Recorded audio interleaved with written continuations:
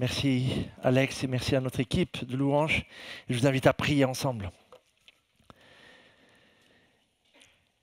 Notre Dieu, notre Père, nous nous tenons ce matin devant toi dans ta présence, par ta seule grâce, en vertu de ce que tu as fait, Seigneur Jésus-Christ, à la croix.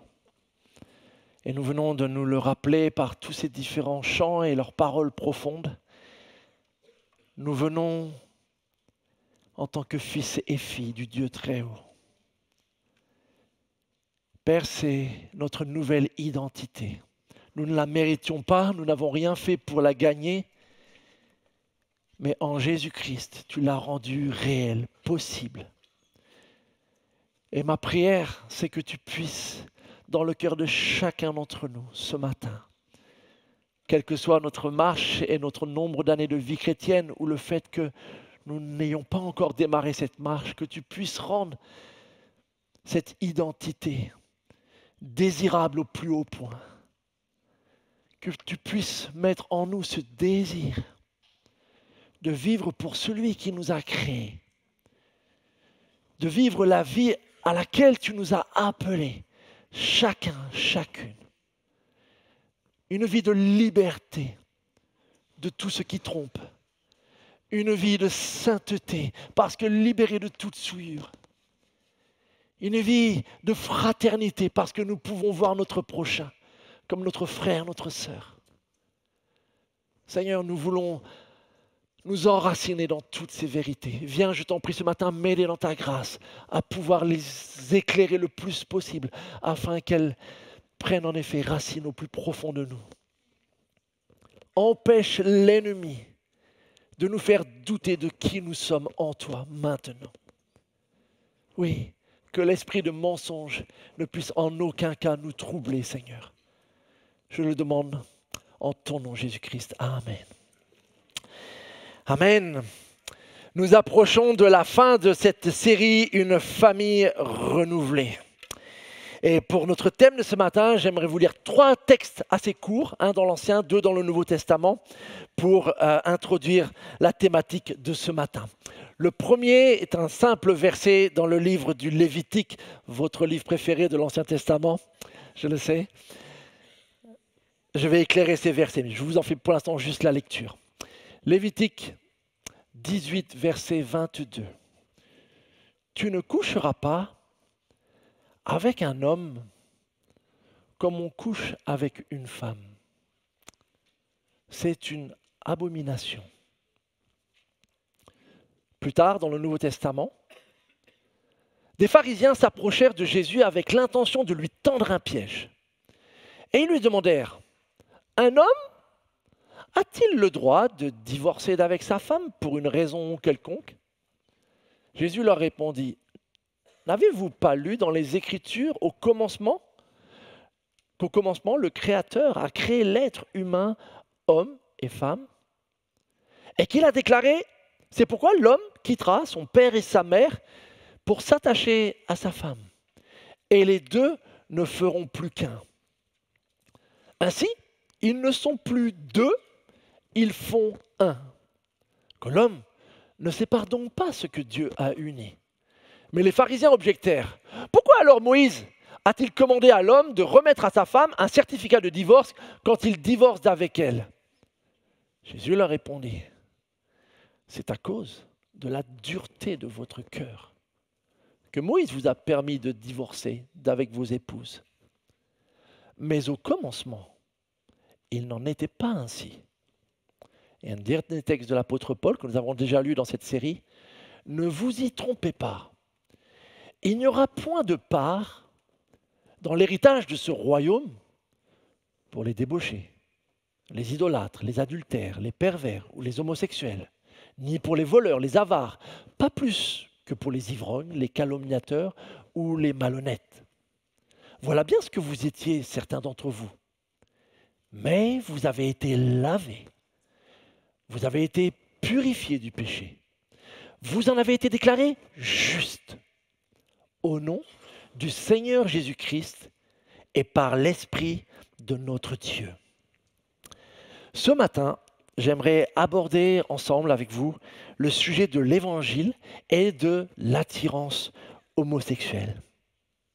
Un sujet qu'on a rarement abordé, un sujet qui demande à être abordé. Pendant des siècles, les quelques versets bibliques que je viens d'illustrer, c'était juste un panaché, ont semblé en fait suffisants pour décrire la position chrétienne par rapport à l'attirance homosexuelle et l'attachement au mariage hétérosexuel. Mais ce n'est plus le cas aujourd'hui. Ces versets ne suffisent plus. En fait, depuis maintenant quelques décennies, ces versets sont même plutôt critiqués fortement, déformés, voire tout simplement rejetés. Et donc, en tant que chrétiens, nous devons à tout prix prendre le recul nécessaire quand il y a de telles situations, afin de ne pas nous laisser justement aveugler, soit par nos émotions, soit par nos convictions, mais pour nous remettre sans cesse à l'écoute de la parole de Dieu avec un cœur humble et enseignable. Et en même temps que nous écoutons la parole de Dieu, nous devons aussi apprendre à écouter notre société, comprendre ce qui se passe, comprendre derrière éventuellement les cris. Quelles sont les aspirations qui sont en fait exprimées derrière les évolutions? Quelles sont les souffrances qui se cachent peut-être derrière ces cris? Je vais être honnête, le sujet de l'attirance homosexuelle est devenu un sujet sensible et malheureusement le dialogue est devenu parfois quasi impossible en raison justement de toute la charge émotionnelle ou des souffrances ou des convictions qui entrent en jeu de part et d'autre. Avant d'aller plus loin, je voudrais rendre honnêtement hommage à un livre en qui j'ai une immense dette, un livre écrit par le pasteur Ed Shaw. Ed Shaw est pasteur en Angleterre et il est lui-même un homme qui vit avec cette attirance homosexuelle. Et dans son livre qu'il a écrit L'Église et l'attirance homosexuelle, il nous livre un témoignage extrêmement touchant, d'une grande sincérité, tout en ayant un attachement fidèle à la parole de Dieu.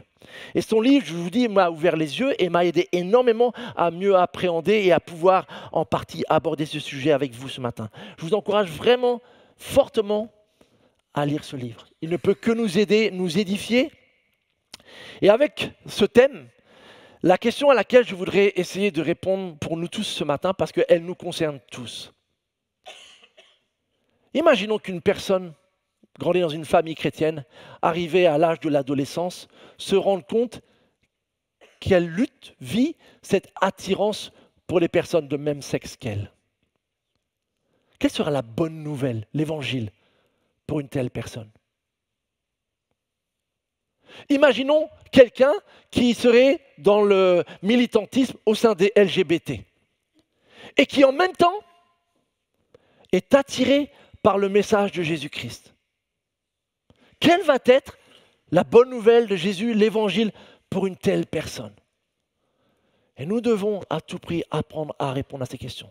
Et en lisant ce livre, ma conviction profonde, c'est que ce thème, qui est un thème sensible, comme je le disais, pourrait bien nous aider à redécouvrir l'évangile de manière encore plus profonde, encore plus complète que peut-être nous avons tendance à nous limiter. Et c'est vraiment en tout cas ma prière que nous puissions, grâce à ces sujets qui sont des sujets tendus, controversés, de pouvoir approfondir un peu plus et mieux comprendre la puissance de l'évangile. Et pour commencer, ce que je voudrais d'abord commencer à faire, c'est nous donner quelques principes qui pourraient nous permettre de répondre individuellement en tant que chrétiens, mais aussi collectivement en tant qu'Église, à 3 raisonnements erronés, mais qui sont fortement présents par rapport à ce sujet. Le premier, c'est celui-ci. Ce n'est pas que en rapport avec le sujet de l'attirance homosexuelle, je l'ai déjà abordé dans d'autres sujets. Mais un des refrains qui peut revenir parfois, c'est que la Bible, c'est un vieux livre, et donc elle est hors sujet, elle ne peut pas nous aider à traiter un sujet d'actualité comme celui de l'attirance homosexuelle. Que répondre? Est-ce que parce que la Bible est un vieux livre, on n'a plus rien à dire? 2 choses. La première, c'est qu'assurément, la Bible est un vieux livre. Il n'y a pas de doute là-dessus, il n'y a pas à contester. On ne peut pas nier que la Bible est un vieux livre dans le sens où il a été écrit il y a fort longtemps. On l'a abordé à de nombreuses reprises. Il y a longtemps que ce livre a été écrit et les principaux acteurs dont il est question dans l'Ancien comme dans le Nouveau Testament remontent tous au minimum à plus de 2000 ans. Mais dans tous nos messages et dans tous nos enseignements, nous avons toujours enseigné que la Bible doit être lue à l'aide de son contexte historique. Quand je lis le livre de l'Exode, il me faut comprendre un minimum qui était l'Empire égyptien, cette grande puissance dont Israël a été libéré à cette époque. Sinon, j'aurais du mal à comprendre un certain nombre de textes. Si je lis le livre des Actes des Apôtres, il me faut comprendre un minimum du contexte du 1er siècle et de l'Empire romain, qui était la grande puissance qui régnait au moment donné où l'Église est née. Dans un grand nombre de textes, la plupart des personnes vivent dans un mode qui est rural, où la question de l'eau, de l'accès à l'eau, des récoltes est omniprésente. Beaucoup ont mené des vies de bergers. Et donc le contexte de la vie quotidienne, il est archi éloigné de nous qui vivons tous dans des villes où notre principale préoccupation, c'est de savoir s'il y aura du Wi-Fi. Mais est-ce que pour autant, il n'y aurait plus rien à apprendre de ces livres? Assurément non. Le contexte est une chose et nous avons toujours voulu y prêter attention, mais il y a pour autant des vérités qui font que quand nous lisons ces histoires, elles nous parlent personnellement, indépendamment du siècle et du contexte dans lequel nous vivons. Et regardez comment Jésus aborde la question à son époque. C'est le texte de Matthieu 19 que je vous ai lu. Les chefs religieux, notez que ce n'est pas des gens qui vivaient dans l'adultère ou nécessairement des gens qui vivaient une vie de débauché qui vont voir Jésus. C'est des religieux. Et ils viennent voir Jésus dans le but d'espérer que Jésus lâche un peu de lest sur la question de l'adultère. Quand même, Moïse, ça fait 1400 ans. Seigneur, si tu pouvais revoir un peu à la baisse son enseignement et nous soulager un peu. Donc ils viennent voir Jésus dans cet état d'esprit-là. Et qu'est-ce que fait Jésus? Il n'a pas abordé Moïse. Il va remonter encore bien plus loin que Moïse, au commencement. Et Jésus leur formule cette réponse, et en fait, il ne fait que citer les textes que nous avons lus au tout début de notre série, des textes que nous considérons comme fondamentaux, à savoir qu'au commencement, Dieu créa l'être humain, homme et femme, à son image. Et que l'institution du mariage n'est pas une invention humaine, mais une institution divine, voulue par Dieu. Et que cette institution est réservée à l'homme et la femme pour sceller ce que l'on appelle une alliance, un mariage hétérosexuel. Notre Seigneur Jésus-Christ, pour appuyer l'enseignement, se réfère à des textes anciens et vieux. Ce qui doit nous guider, mes amis, lorsqu'il y a des fois des questions d'actualité, ce n'est pas l'époque à laquelle nous vivons, il nous faut prendre un peu de recul, ni combien d'années nous séparent de textes bibliques de notre situation, mais de bien comprendre quel était le projet de Dieu au commencement.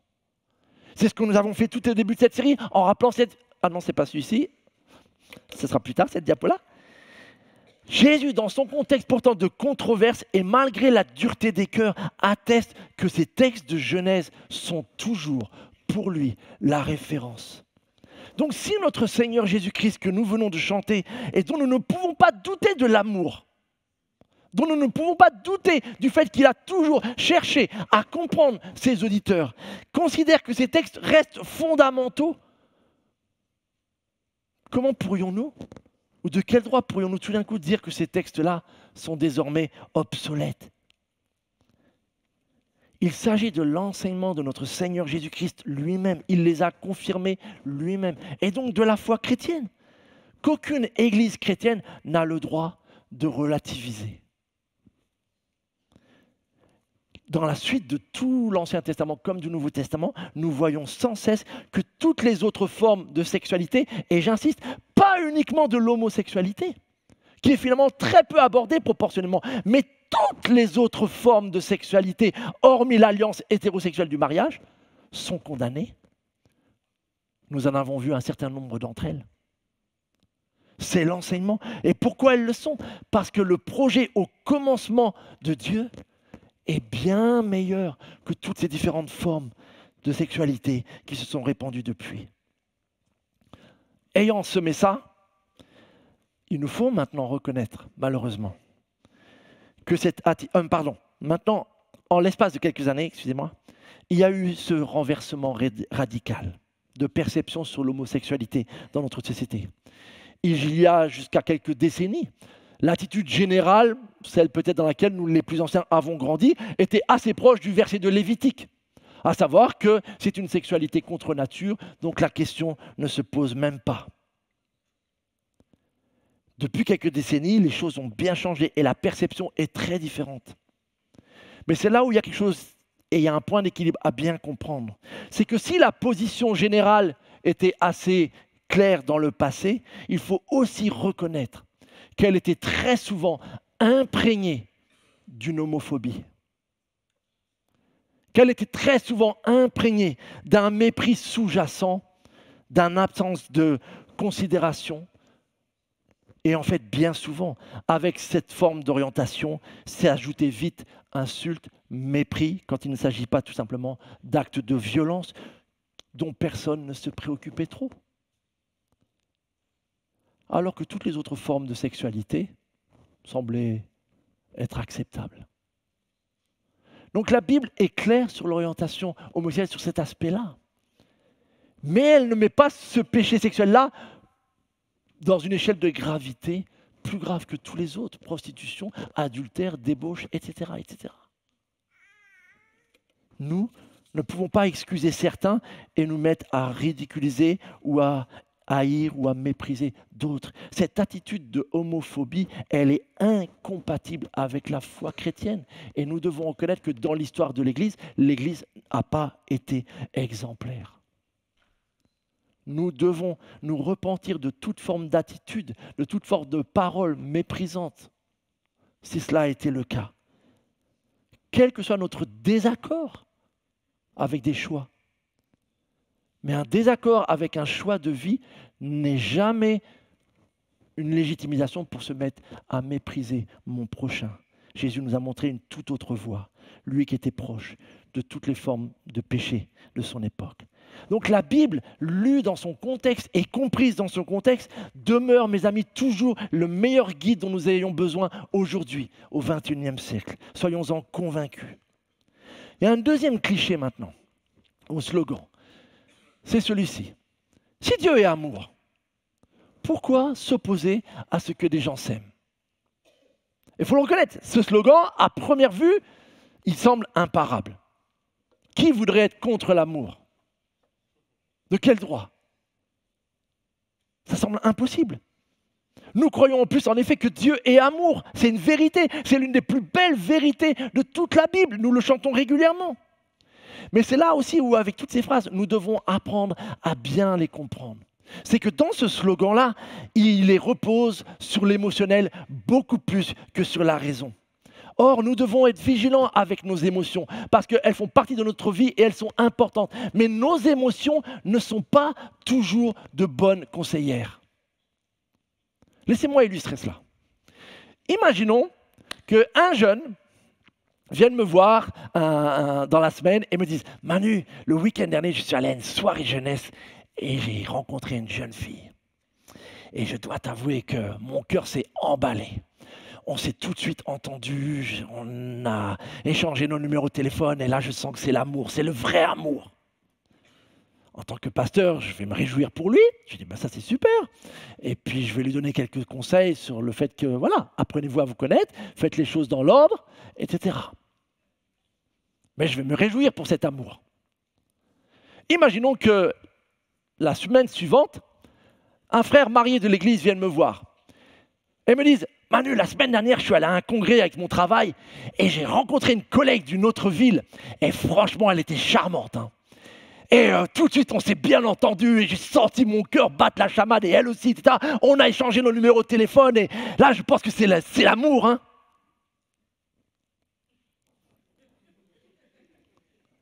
Est-ce que vous croyez que je vais avoir les mêmes réactions? Et que je vais dire, mais c'est génial, si c'est l'amour cette fois-ci, bon, tant pis pour ton épouse et tes enfants et tant mieux pour elle. Ah, elle aussi, elle est mariée, tant pis pour son mari, c'est l'amour.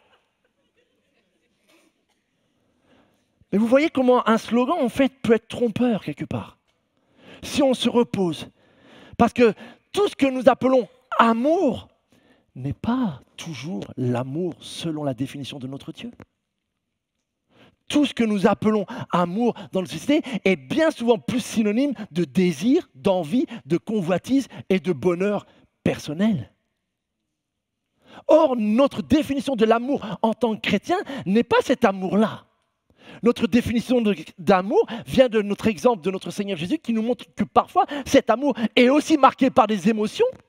Le Seigneur nous aime, le Seigneur aime ses disciples, le Seigneur a aimé sa famille, il a aimé son prochain, mais cet amour-là, il peut être aussi fait de renoncement. Cet amour-là, il peut être aussi encadré par certaines limites, par la fidélité, par l'alliance, par un sens du devoir, etc. Le véritable amour n'est pas une espèce de chose qui se répand comme ça, sans aucune règle. Rappelez-vous l'image qu'on a souvent utilisée avec le feu. Un feu dans une cheminée est extrêmement agréable et vous réchauffe la pièce, et vu les températures en ce moment, c'est plutôt agréable.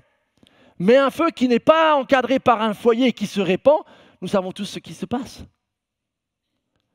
Donc ne prenons pas l'excuse que c'est l'amour, donc il faut tout laisser. Ce n'est pas un bon argument. Ce n'est pas une bonne manière de voir vraiment l'amour tel qu'il devrait être. Troisième slogan. Si je suis né avec cette attirance, ben ça ne peut pas être mal, puisque je suis né ainsi. Puisque j'ai ça, qu'est-ce que je peux y faire? Je suis né comme ça, j'ai grandi comme ça. Derrière ce raisonnement, il y a l'idée de légitimiser une attitude sans en être responsable. Et honnêtement, par rapport à l'attirance homosexuelle, il semble en effet que certaines personnes peuvent lutter avec cette attirance sans que cela soit dû à une situation de vie familiale dysfonctionnelle, sans que ce soit dû à un cas d'abus ou à des cas d'abus sexuels dans l'enfance, mais que ce soit en effet quelque chose qui apparaisse assez comme naturellement à la puberté par exemple.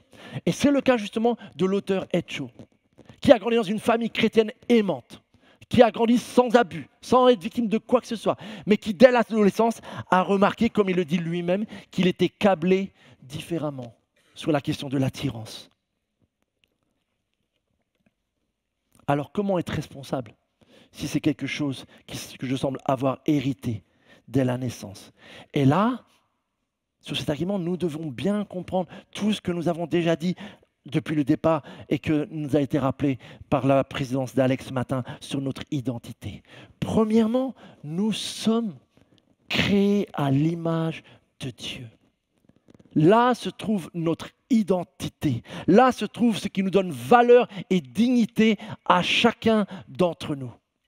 À chaque homme, chaque femme, en dehors de ses actes, en dehors de ses comportements, en dehors de son orientation sexuelle, en dehors de ce qu'il ait pu faire de bien ou de mal dans sa vie, en dehors de quoi que ce soit qu'il puisse accomplir dès la naissance, dès notre conception. Nous portons cette image de Dieu qui nous donne à chacun et à chacune dignité et valeur. C'est ce que David affirme lorsque dans le psaume 139, il va dire « Tu m'as fait ce que je suis. Tu m'as tissé dans le ventre de ma mère. Je te loue d'avoir fait de moi une créature aussi merveilleuse. » David n'est pas merveilleux parce qu'il va battre Goliath. David n'est pas merveilleux parce qu'il va devenir un vrai grand roi pour Israël. David est merveilleux parce que Dieu l'a créé ainsi. Dès le ventre de sa mère, il l'a tissé. Tu fais de moi une créature merveilleuse, tu fais des merveilles et je le reconnais bien. Ça, c'est le premier fondement sur lequel nous devons tout appuyer. C'est ce que le Seigneur a fait lorsqu'il répond à la question des pharisiens au commencement. Maintenant, à ce premier aspect, nous devons ajouter un deuxième aspect que nous avons vu aussi, c'est qu'avec la chute, l'entrée du mal est venue attacher, corrompre cette première identité. Et du fait maintenant, elle est marquée par le fait qu'il y a en nous une désobéissance innée à Dieu. Nous grandissons avec. Et ce qui est remarquable, c'est que le même David l'affirme lui aussi dans un autre psaume, dans le psaume 51. Lorsqu'il doit se repentir de la faute qu'il a commise après avoir tué un mari et couché avec la femme de ce mari. Contre toi seul j'ai péché. Tu es juste et irréprochable quand tu rends ton jugement. Donc David reconnaît ses fautes, il se repent. Mais regardez ce qu'il dit. Je suis depuis ma naissance marqué du péché. Depuis quand ma mère j'ai été conçu, le péché est attaché à moi. Mais tu veux que la sincérité demeure au fond de mon être. Le même homme affirme que dans sa conception, il a été à la fois porteur de l'image de Dieu et donc il est une créature merveilleuse. Mais il est tout aussi conscient que dans cette même conception, il y a autre chose qui est venue avec lui depuis la chute. La marque du péché. Il affirme les deux. Il reconnaît les deux et il ne prend pas excuse pour dire puisque depuis que je suis dans ma mère, de toute façon, il y a du péché, c'est un peu normal que de temps en temps, j'ai l'épée qui décapite quelques bonhommes ou que des fois, je n'arrive pas à contrôler mes pulsions sexuelles. Il ne parle pas comme ça.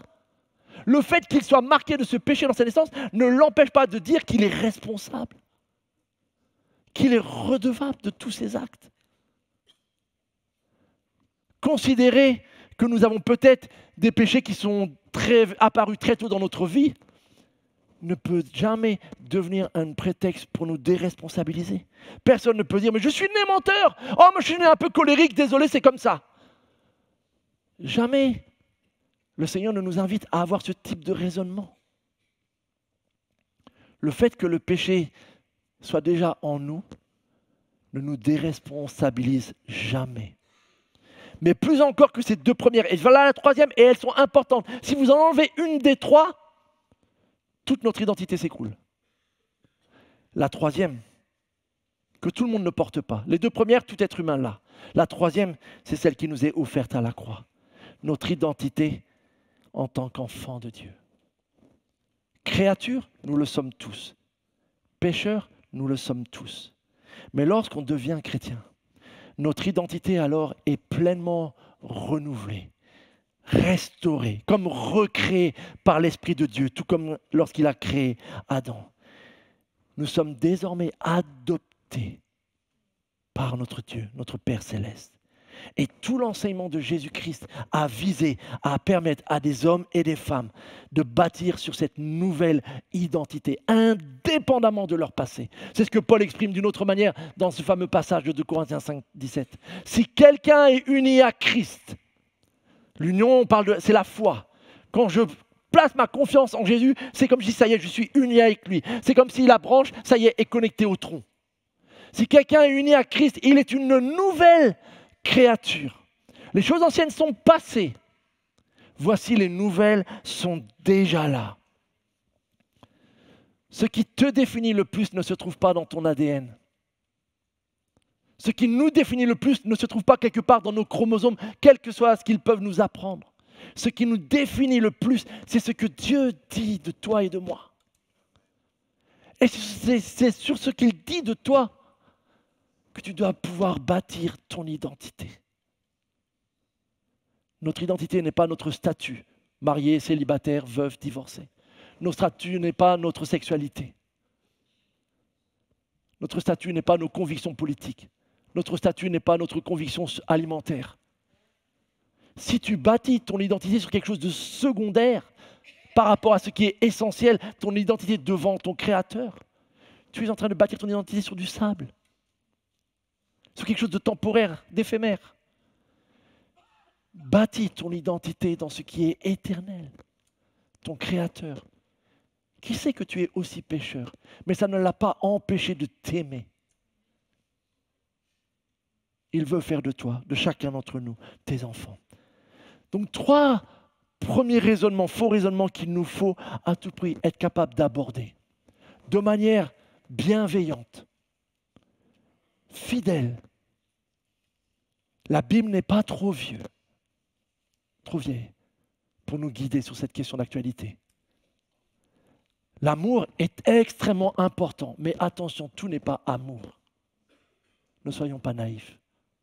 Et enfin, bâtissons sur cette unité nouvelle en Jésus-Christ. Et je voudrais aborder 2 derniers points pour nous aider à comprendre maintenant quelle est la bonne nouvelle, justement.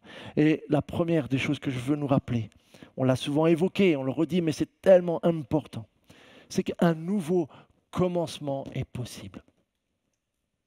J'aurais presque envie de dire des nouveaux commencements, mais en tout cas un nouveau départ est toujours possible. C'est ce que nous avions déjà vu avec ce texte d'1 Corinthiens 6, où Paul est extrêmement clair sur le fait que l'accès au royaume de Dieu n'est pas possible si nous continuons à nous complaire dans le péché. Il n'y aura pas de part dans le royaume de Dieu. Avec tous ceux qui persévéreraient dans un type de comportement, quel qu'il soit, il y a des péchés sexuels et il y a celui de l'homosexualité, mais notez bien qu'il n'y a pas que celui-ci. Il y a des péchés que nous aurions plutôt tendance des fois à banaliser. Et suivant les sociétés, on a parfois des curseurs de gravité qui ne sont pas les mêmes. Dieu ne fait pas de hiérarchie. Si je persévère dans un de ces péchés-là, je suis en grand danger. Mais, notez bien le mais. Notez bien que toutes les personnes qui ont constitué l'église de Corinthe ont eu ce type de comportement par le passé. Ça ne les a pas empêchés de former l'église de Corinthe. Parce qu'il y a eu ce mais. Mais vous avez été lavés, vous avez été purifiés, vous avez été déclarés justes. Juste. Imaginez le poids de ces mots pour des personnes qui avaient en tête toute leur vie passée. Et je vous ai rappelé que Corinthe, c'était quand même une sacrée Babylone à l'époque. Mais un nouveau commencement est possible. Aucun péché, aucune lutte, aucune attirance ne peut nous mettre hors d'atteinte de la grâce de Dieu. C'est le témoignage que j'ai lu il y a quelques semaines de cela de Becket Cook. Becket Cook était un jeune homme qui a réussi financièrement énormément et qui, suite à un abus dans son enfance, est devenu à mener une vie homosexuelle avec des stars dans le showbiz, dans tout le domaine, pendant jusqu'à, je crois, la quarantaine, un peu avant. Jusqu'à ce qu'un jour, il entende le message de l'Évangile et que ça le foudroie. Et voici ce qu'il dit. Je suis un disciple de Jésus-Christ. Et c'est vrai qu'il y a encore beaucoup de combats à mener, y compris celui de l'attirance homosexuelle. Mais mon identité, c'est Jésus-Christ qui me la donne. Mon identité, c'est Jésus-Christ qui me la donne. Son verset préféré, c'était un des versets que citait aussi Etcho, c'est ce fameux verset.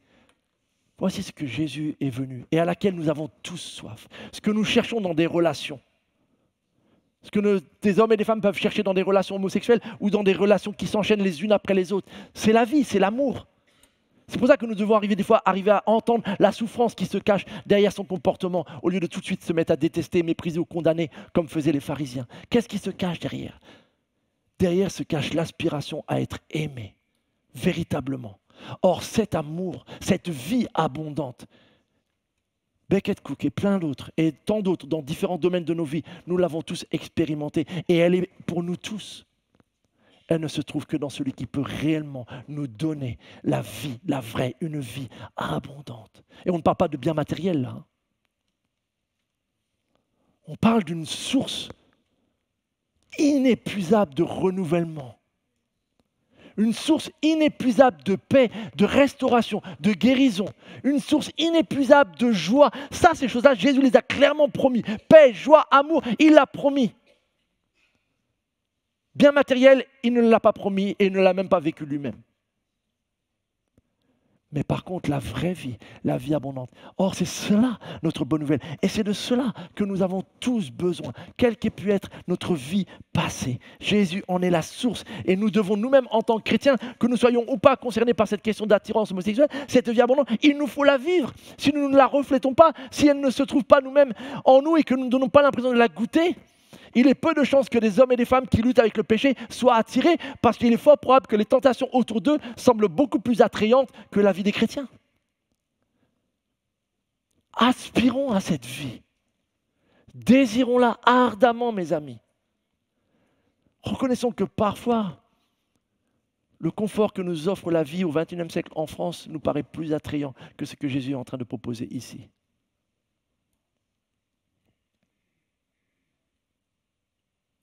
Ce que Jésus nous offre, aucun Père Noël va pouvoir te l'apporter. Vraiment. Est-ce vrai ? Est-ce que tu vis cela ? C'est ce que Jésus veut nous offrir, mes amis. Et je termine. Une nouvelle famille nous est donnée. Pourquoi cela ? Dans son livre, Etcho évoque combien, en fait, une compréhension beaucoup plus large de l'Église, à savoir justement comme une nouvelle famille, a été pour lui un véritable soutien, une aide, une force supplémentaire pour l'endurance, pour la maîtrise de soi face à toutes les attirances qui pouvaient se dresser devant lui.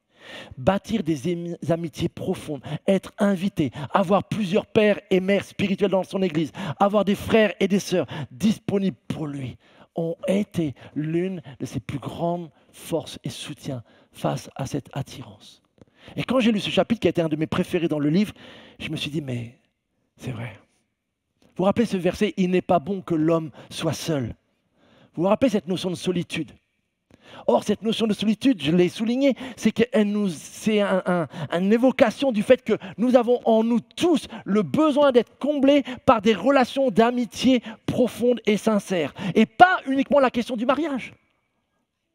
C'est une des formes, mais ce n'est pas la seule. Et un certain nombre d'entre nous, peut-être nous n'expérimenterons pas cette notion du mariage. Mais par contre, cette aspiration à l'épanouissement par des relations d'amitié profondes, ça, nous en avons tous besoin. Et il n'est pas bon que l'homme comme la femme soit seul à ce niveau-là. Et c'est ce qui peut le plus nous aider les uns les autres. Et c'est ce qui peut le plus fortifier la marche chrétienne d'un jeune qui pourrait, ou d'un moins jeune, qui pourrait lutter avec cette notion d'attirance homosexuelle. Et quand j'ai lu ça, je me suis dit, là, il y a quelque chose pour nous. Là, il y a quelque chose pour l'Église du XXIe siècle. Vous le savez, on a à cœur d'être une famille qui grandit, qui partage. Nous essayons le plus possible d'être relationnels, d'être chaleureux par les groupes de maison, par l'espace convivial. Mais je pense que nous pouvons faire encore un peu plus. Je pense que nous devrions faire encore un peu plus. Alors surtout ceux qui sont de tendance à se culpabiliser pour tout, oubliez ce que je viens de dire. Qu'est-ce que je veux dire par là? Nous devrions autant que possible, en tant que peuple de Dieu, arriver à ouvrir nos agendas et nos tables, pas juste à nos meilleurs amis. Si nous sommes un couple, pas juste à notre couple d'amis, mais nous devrions apprendre à ouvrir nos maisons, nos agendas et nos tables à nos jeunes qui sont célibataires et qui rentrent peut-être manger seuls le midi, à nos aînés, à nos veufs et à nos veuves, à nos frères ou à nos sœurs qui élèvent seuls des enfants en bas âge et qui sont épuisés. Notre Seigneur Jésus a révolutionné le concept de la famille en nous montrant que ce n'est plus une question de papa, maman et 2 enfants. Ça, c'est la mini-famille. Mais ce n'est pas la conception de la famille de Jésus-Christ. La conception de la famille, Jésus l'a très bien expliqué quand on lui a dit « Mais qui sont tes frères et tes sœurs, ma mère et mes frères ?» Et en regardant tous ceux qui étaient autour de lui, avec qui il n'avait aucun lien sanguin, voici ce qu'il a dit « Voici ma mère et mes frères. » Non pas qu'il n'aimait pas Marie et ses frères, mais Jésus volontairement nous a donné une conception beaucoup plus large de la famille en montrant que celui qui fait la volonté de Dieu est pour moi un frère, une sœur, une mère. Et c'est ma prière vraiment, avec toute cette série Une famille renouvelée, que nous puissions profiter de ce besoin relationnel que nous avons tous, mais que peut-être des personnes aspirent encore bien plus, justement à cause de la solitude, peut-être à cause de l'attirance homosexuelle, ou pour toute autre raison, un passé douloureux, que nous puissions arriver à être sensibles les uns aux autres et à s'offrir mutuellement du temps. Ouvrons nos tables. Réapprenons à cuisiner un petit peu peut-être. Et tissons des relations profondes. Je termine. De toutes nos familles qui existent et qui sont représentées, la seule qui est éternelle, c'est celle que nous sommes là. J'aime mon épouse et j'ai 3 filles. Mais au ciel, nous serons frères et sœurs. Notre relation qui est éternelle, c'est celle de frères et de sœurs, de meilleurs amis, de vie conjugale pendant un certain nombre de décennies, mais ça, ce n'est pas éternel. Un jour, nous serons juste frères et sœurs, pour l'éternité. Donc, j'ai plutôt intérêt à bâtir une bonne relation avec mon épouse, si elle va être ma sœur pour l'éternité. Et à l'aimer déjà dès maintenant, et elle aussi à pardonner tous mes péchés. Mais ce qui est vrai pour ma femme et moi est vrai pour chacun d'entre nous. notre famille spirituelle, elle est éternelle. Nos relations que nous sommes en train de bâtir, elles vont durer jusque dans l'éternité. C'est ça que nous enseigne le Nouveau Testament. C'est pour ça que les apôtres se sont mis à parler de frères et sœurs dans toutes leurs lettres. Ce n'est pas eux qui ont inventé l'idée. C'était le Seigneur Jésus qui leur a dit, c'est comme ça que ça marche maintenant. Vous êtes une nouvelle humanité, vous êtes frères et sœurs. Et donc il nous faut pas juste avoir le vocabulaire, mais il nous faut vivre la réalité de ces liens fraternels les uns avec les autres, mes amis. Et je pense que si l'Église peut apprendre à vivre cela de plus en plus, alors toute personne qui entre, quel que soit son passé, quelles que soient ses luttes actuelles, je l'espère, pourra goûter et ressentir un amour qui ne sera autre que l'amour de Dieu en nous, au travers de nous et malgré nos imperfections. C'est tout cela le projet de Dieu. Soyons une famille renouvelée par l'Esprit de Dieu. On va prier. Seigneur, ton projet m'émerveille sans cesse. Tu sais tout de nous et pourtant tu continues à nous aimer. Tu connais nos chutes et nos rechutes et pourtant tu continues à nous aimer. Tu restes là. Merci pour cette grâce qui surabonde sur toutes nos défaillances. Et Seigneur, nous venons devant toi en tant que ton peuple, tes enfants. Et nous te demandons la grâce d'apprendre à être cette famille, ces hommes et ces femmes, ces pères et ces mères, ces frères et ces sœurs. Et que tu puisses vraiment nous accorder une nouvelle effusion de ton esprit, de ton amour dans nos cœurs. Que nous puissions apprendre à t'aimer davantage, Seigneur, et à aimer notre frère, notre sœur, sans le juger, sans condamner, mais vraiment avec un amour qui va au-delà des défaillances et qui nous permet par cet amour de nous aider les uns les autres dans nos luttes personnelles et de nous apporter secours, soutien, affection fraternelle. Seigneur, ce projet est trop grand pour que nous y arrivions par nos propres forces. C'est pourquoi nous te prions, souffle ton esprit en nous et rends cela possible. Oui, accorde-nous cette effusion de ton amour, Seigneur, en nous. Vraiment, nous avons besoin, Seigneur Jésus-Christ. Donne-moi cet amour pour mes frères et sœurs. Mets-le en chacun d'entre nous, Seigneur. Je sais que tu veux le faire, Seigneur. Alors, vraiment, réalise-le, Seigneur. Et Seigneur, je te prie particulièrement pour tout frère ou pour toute sœur qui pourrait avoir un besoin encore plus grand, qui pourrait avoir été victime d'un manque d'amour, qui pourrait se sentir pour X raisons, pour X choses, mal aimé. Je t'en prie, Seigneur, viens restaurer ce besoin. Viens répandre cet amour en elles, Seigneur, et en eux. Viens leur accorder, Seigneur, dans ta grâce, l'assurance que tu les aimes et que cette famille qui est là les aime, Seigneur. Donne-nous cette grâce, Seigneur. Et Seigneur, je te prie pour tout amis, proches, frères et sœurs qui pourraient lutter avec cette attirance. Pour que dans ta grâce, ils puissent enraciner leur identité en toi, Seigneur. Dans le fait qu'ils sont tes enfants, tes fils et tes filles. Et que par cette nouvelle identité, ils puissent trouver en toi la force et la grâce de marcher dans cette nouveauté de vie, Seigneur. Libérés, rachetés comme on l'a vu. Et que par l'amour de leurs frères et sœurs, que par le soutien de leurs frères et sœurs, tu puisses apporter guérison là où il y a besoin. Restauration là où il y a besoin. Nouveau commencement là où il y a besoin, Seigneur notre Dieu. Oh Seigneur, que personne ne puisse être victime de rejet par ton peuple, Seigneur. Car nous sommes tous pécheurs. Mais tu nous regardes maintenant autrement. Toi qui nous vois au travers du sang de ton Fils. Lavé, purifié, juste. Oh Jésus, nous ne te bénirons jamais assez pour ce si grand salut. À toi toute la gloire. Et accomplis ton œuvre, ton projet en nous, Seigneur. Notre monde en a besoin, Seigneur. Et aide-nous à briller, Seigneur. Et à être fidèles à ton évangile de grâce, Seigneur. Dans notre génération, Seigneur. Pour le salut du plus grand nombre, nous te le demandons. Amen.